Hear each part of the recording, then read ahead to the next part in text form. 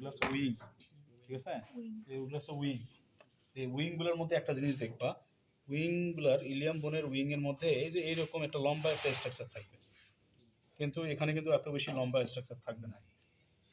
দেখো পয়েন্টেড এবং লম্বা, ঠিক আছে? এটাকে বললাম আমি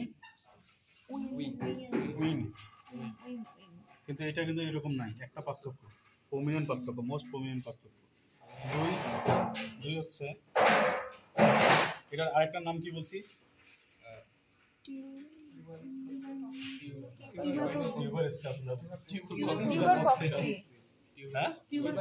হ্যাঁ, এটা কিন্তু পয়েন্টেড প্রমিনেন্ট।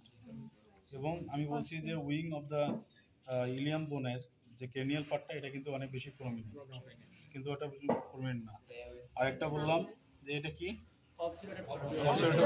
অনেক বেশি, এটা ওভাল শেপ বাট ন্যারো, ঠিক আছে? আরেকটা বলছি যে পিউবিস সিম্পাইসিস, যেটা কিন্তু ওয়েল একেবারে মানে ওয়েল ডেভেলপ, অর্থাৎ এটা সেপারেট করা যায় দুইটা ভাগে, কিন্তু এখানে কিন্তু এটা স্কোপ নাই, ঠিক আছে? এটাও কিন্তু দুইটা ভাগে ভাগ করা যাবে, ঠিক আছে? দুইটা ভাগে ভাগ করা যাবে, এটা ফিউজ না এটা। আর এটা হচ্ছে দেখো, এটার ক্ষেত্রে উইংটা দেখো স্ট্রেট, লম্বা এবং লম্বা, ঠিক আছে? আর এখানে যেমন এটাকে অনেক বইয়ের মধ্যে আছে যে উইং অফ দ্য ইলিয়াম অনেক সময় প্রিজমাটিক হয়, অনেক সময় হয় কোয়াড্র্যাঙ্গুলার হয়, ঠিক আছে? প্রিজমাটিক এবং কোয়াড্র্যাঙ্গুলার শেপ, কিন্তু এটার ক্ষেত্রে কোনো ওই শেপগুলো নাই, স্ট্রেট। কিন্তু অনেক বই আছে আবার প্রিজমাটিক, এই যে আমি আজকে প্রিজমাটিক বই আছে, ঠিক আছে? পার্থক্যগুলো এটা।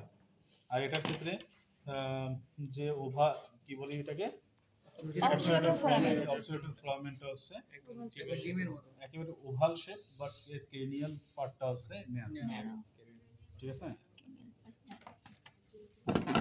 এটা হচ্ছে এই মধ্যে পার্থক্য।